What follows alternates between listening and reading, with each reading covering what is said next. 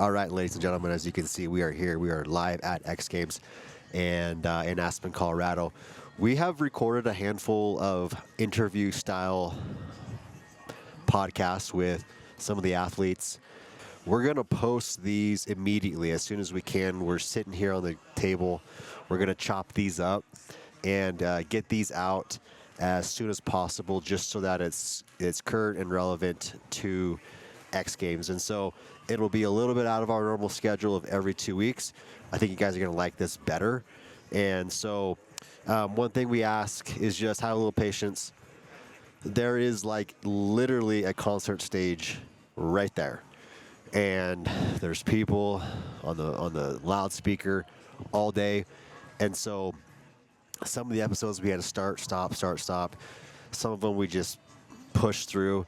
And so there's going to be a little bit of background noise. We'll try and clean it up as best as we can, but just have a little patience. Sit back, enjoy a few of these athlete episodes here at X Games. I want to start off with this, dude. Do you mind?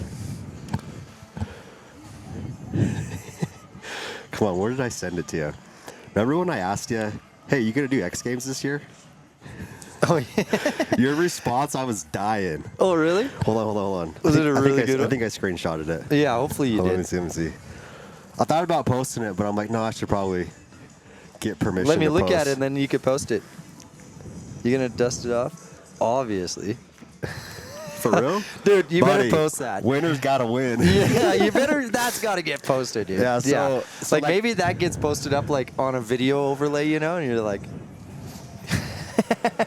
yeah, that you're on a nugget, dude. Yeah, so There's not many people in the world that'll have a text message like that they could save. I know. So this was September 30th. So maybe the day it got announced, you were out in the, I think, Yeah, in I was the out elk chasing woods. elk, dude.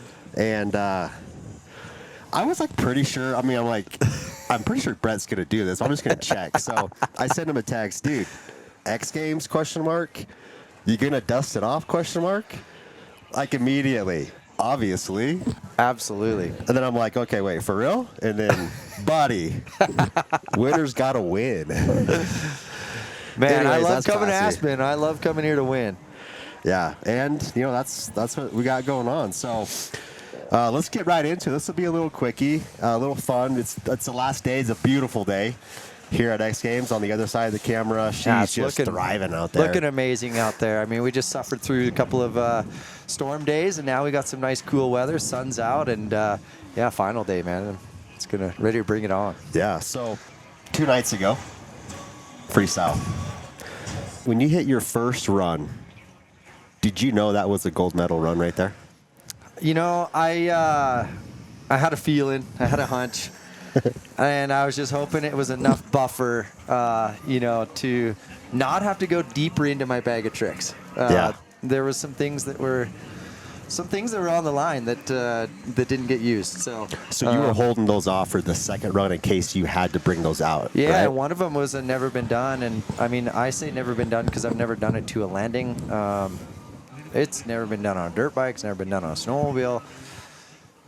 But I was confident. It was one of the ones that I actually was training on when I hurt myself in practice in November. So it was, yeah, it was a little nerve-wracking waiting for that score to come through after the first round. But then when I seen what it was, 93.3, is that what it was? Yeah, 93.3, which 93.3? was my highest freestyle score that I've ever achieved. So that felt good, man. You know, I think that just came from, you know, the pressure. I freaking love pressure, you know. Wyatt made it real for me this week, and it says pressure is a privilege. Yeah. You know, if you don't have pressure, are you relevant? What are you doing? You're not doing it. You're not doing much, right? Yeah. So you're not stretching yourself. You know, I come to these events. I always want to win, and you know, but being the veteran of the crew or one of the veterans, you know, I'm competing against Willie. Also, he's on the higher end of the. Willie's got a little more years than you, right? He's got a little bit more years than me. You know, I just came in with the mindset of, you know, I'm going to go and do my best, and if my best doesn't win, then I wasn't the best that night. Yeah, you know, for sure. Unfortunately, a couple homies going down. Marcus was coming out swinging, and I knew that he was going to. I knew that dude's ballsy. You know? He's young, he's hungry, he wants that win really bad.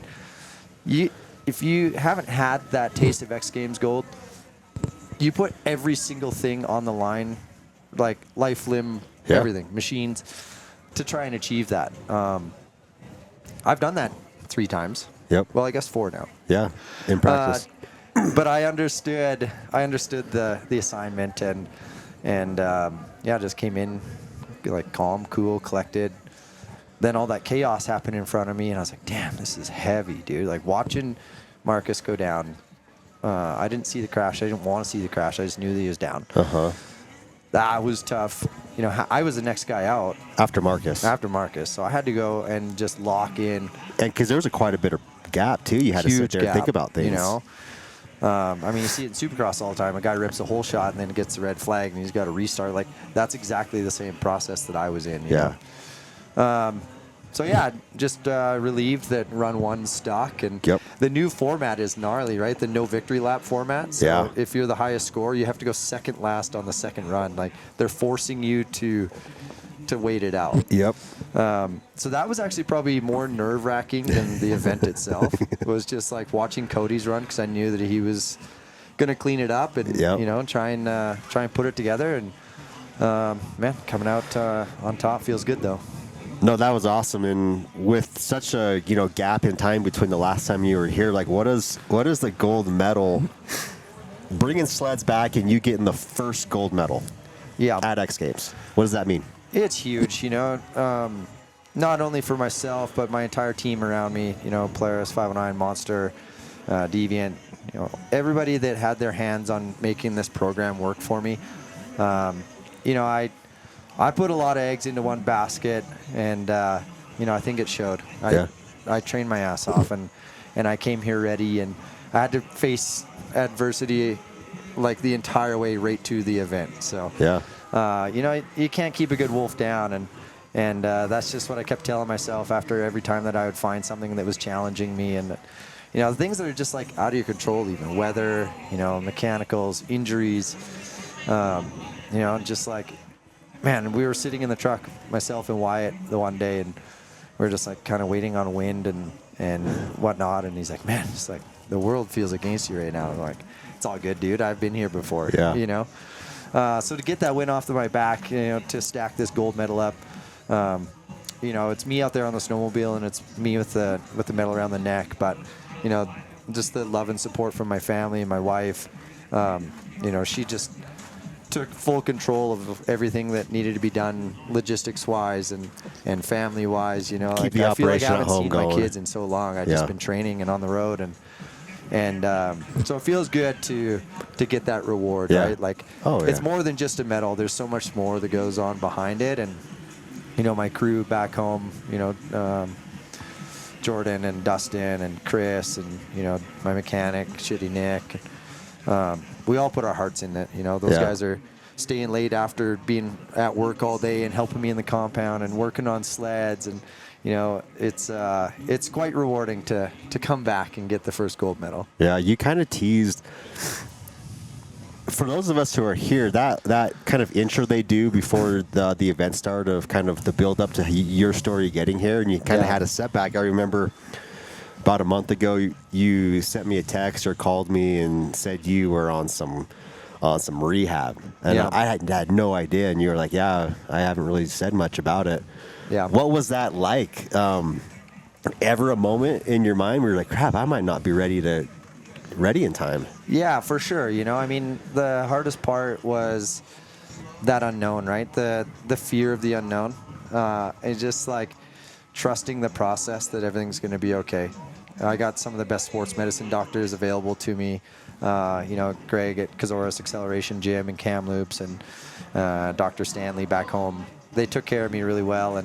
And you know, just like I say, my wife, just keep my nutrition on point and just training. You know, I got back on a spin bike immediately after I could. And, you know, the broken ribs was tough. You don't know what the limits are until you find them. And, you know, the first ride back, having to hang my first KOD, I was certainly nervous, you know. Like, are these ribs going to hold together? Or, you know, the hematoma on my femur, it sounds like a bruise, right? But it's like, it's a bone bruise. Deep. It's deep. It's all the way, my entire thigh was purple from my hip all the way down past my knee down into my calf.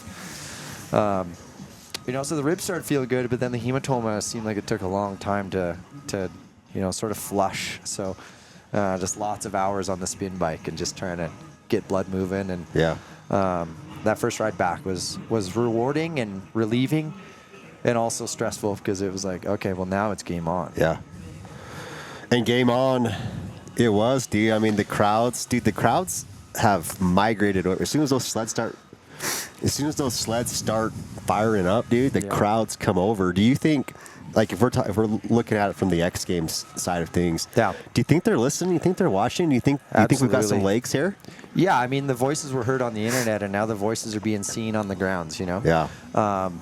It's the same vibes that I remember coming back. I started coming here in like 2005. So it's been close to 20 years. Given that, maybe take away that hiatus. That's how I remember X Games. Yeah. Just the crowds flocking. As soon as you hear a snowmobile do a flip, people are just like, whoa. And we're right like, here in the mix of it, dude. Yeah. It's just like, whoa.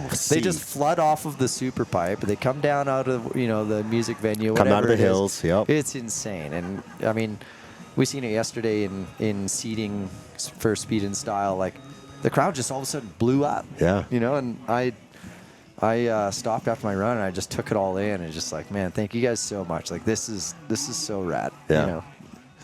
Yeah, no, that was sweet. If we go back to, oh, dude, my days are all scrambled. Let's see, today's Sunday. So if we go back to Friday. Okay, so Friday night, special night for you. Yeah, if you could freeze one moment from that night, and that's the moment that you get to remember, what would be that moment? From taking the gold. It's a good thing I got glasses on right now because this one kind of welts me up a bit. But just like hugging and kissing my wife and dedicating that win to her dad, that meant a lot. Yeah.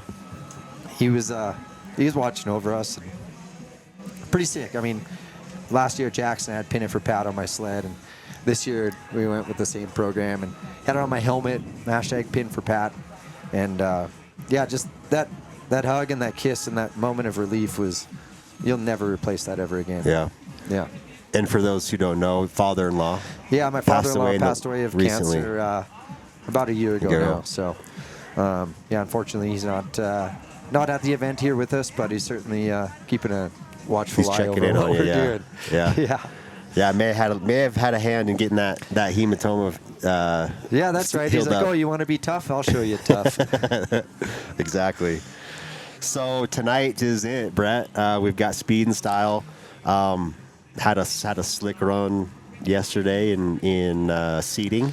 Yeah. Which, correct me if I'm wrong, new format or just because there was an odd number seed? First seed gets a bye. Yeah, so first he gets a bye, I believe, for round one. So you get to watch. I mean, for a little they bit, get to dangle a carrot a little bit, give you something to shoot for.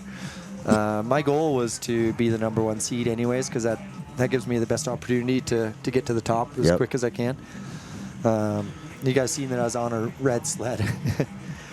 Dude, everyone in the stands were like going crazy. Yeah, over like, what's going on here? And TV and the color personalities did a really great job of explaining the story. I had to borrow Cody Matichuk's factory mod freestyle sled, which little be known, most of the parts on there in the controls department are built to exact spec to what I wanted. Yep.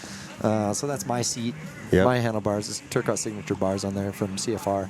The only thing that was different is he had a little bit different flip levers, so I didn't end up using them. I went for a seat grab flip instead. Yeah.